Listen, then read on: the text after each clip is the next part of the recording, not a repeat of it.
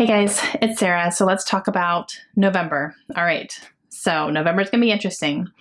I have one more section of my young adult reading project to do, and the last part is going to be due December 1st. So I do need 10 books for that, and then I have some other ones picked out. Now, what I'm doing differently for this. So this month is a little bit tricky for me with school because my family and I are going to Disney World the week of Thanksgiving. So we're leaving on the 23rd and we're going to be at Disney until the 27th. We're going to leave that Wednesday before Thanksgiving. My husband, me, my kids, we're leaving Disney World. My parents and my sister will still be there. They're going to stay the week. But we're going to leave a little early and drive to Tampa to spend Thanksgiving with his mom the rest of the weekend there. So we're going to be gone for a bit. Now, because of that, my reading project is due the day we drive back into town. So I want to have my reading project done and even turned in before I leave on the 23rd. So that gives me a very shortened time limit for that. Because of that, I am not going to be reading 10 fresh books. I'm going to be reading 6 fresh books. And then the other 4, I'm going to supplement with books that I have read this year that I've read recent enough that I can speak about them and I can easily write up a synopsis and tell my thoughts on because I have read them recently and I'm going to use those instead. So I had to give myself that grace because there's no way I'd be able to read 10 books in 3 weeks like that. It was going to be too much along with getting ready for a trip and doing all these things. And I have other homework to do as well. So, but I am planning to do 6 fresh ones and they're going to be shorter. Some, I have 5 that are required. So I'll show you what I'm going to read for those. And then, the other ones I'm just going to have to supplement. So it's fine. Okay. So I'll show you what I'm reading for my class. So the first 6 and then all the rest will be just whatever I can get to, hopefully. Okay, so the first one is I will show you the 5 that are required genres that I need to read. So the first one is contemporary. I need one more contemporary book. For that, I'm using the Poet-X, which I just talked about in my October wrap-up because I am going to be done with this here in the next day. But this is going to count for that one. So I've already talked about it in my wrap-up, but this will count for this round of my reading project. So this will be my contemporary. I also need a historical book, and for that one, I'm going to do The Boy in the Striped Pajamas by John Boyne. This is extremely short. I think it's 213 pages. So very short. And, the margins are pretty big. So definitely excited to read this one. This is a World War II historical book. So I'm interested to see what I'm going to think about this one. I need to read a book that was written before 1990. So something written, a while ago, not a brand new release. And for that, I'm going to read The Outsiders by S.E. Hinton. I did get special permission, or I got permission from my professor to read this one because we're not supposed to read books that are on required reading lists because they're so popular. But I did talk to her about this one in particular, and she said, absolutely read it, if you want to reread it as an adult, because I did read this in high school and I loved it. But I haven't reread it as an adult and I really want to. And I got this, the 25th or 50th anniversary, 50, edition. So I wanted to read this one. It's very short. It's less than 200 pages. And she said, absolutely, I would really be interested to see what you think of it as an adult versus reading it in high school. So I can read this one. Very excited about this. And then the other 2 required ones are graphic novels. I need to read a fiction graphic novel and a nonfiction graphic novel. So for my fiction, I'm going to read To Kill a Mockingbird by Harper Lee.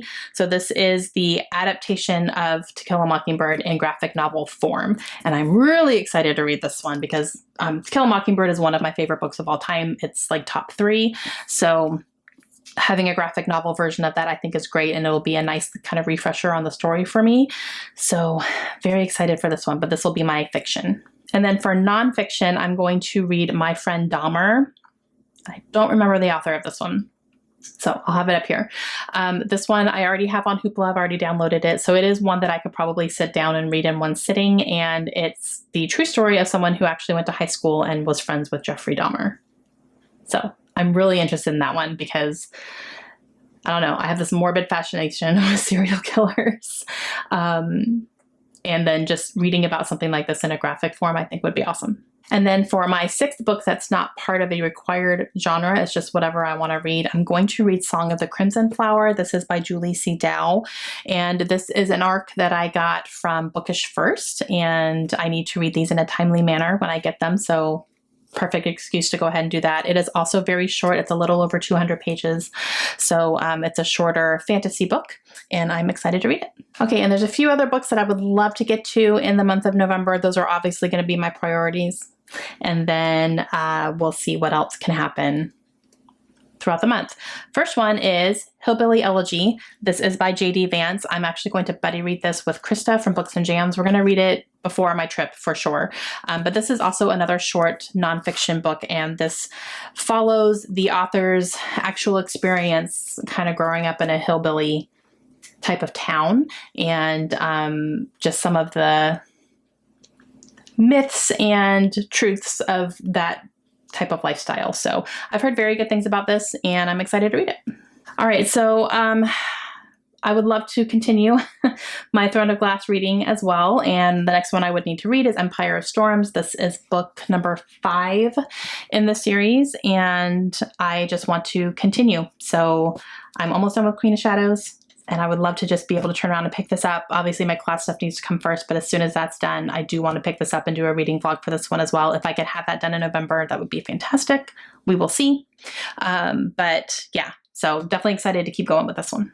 I have a 5-star prediction I would like to try to get to as well, and that is Next Year in Havana. This is by Chanel Clayton. So I would like to get to this one because this is kind of like one of the next ones up on my list to read for my 5-star predictions that we want to get done before the end of the year.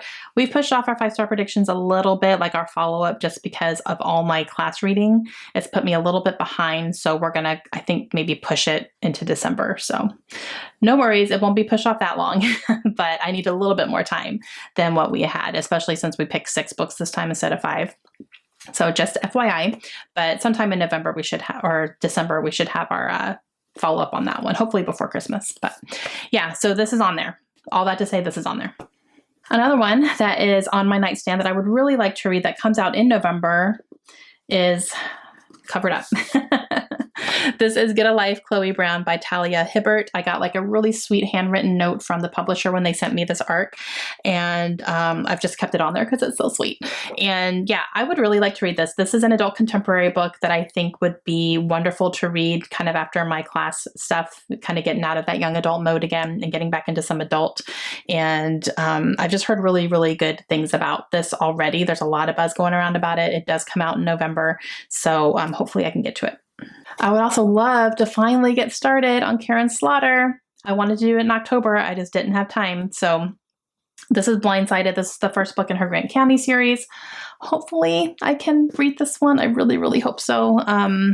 If not, I'm going to try to pick it up as soon as I possibly can. I know there's some other things I need to get to first, but I really, really want to get to this one. And this is, you know, shorter. It's not like a huge long thing, and it's Karen Slaughter. I'm probably going to fly through it, but I really want to get started on this. Another 5-star prediction is It's Always the Husband by Michelle Campbell. I was actually planning to read this with Lindsay, but because she has it on her list as well. But with my class reading, we couldn't make the timing work out very well. So she's already actually almost done with this, and she's really enjoying it. So that gives me hope that I will too. I have found it on audio, but I had to put a hold on it. So I think I might wait till the audiobook comes in for this one, because it is narrated by January Lavoie, who's one of my favorite audiobook narrators.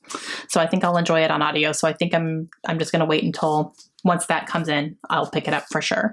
But I'm excited to read it. And then last but not least is a library book that I have. So I would have a time limit on this one because I've already renewed it once.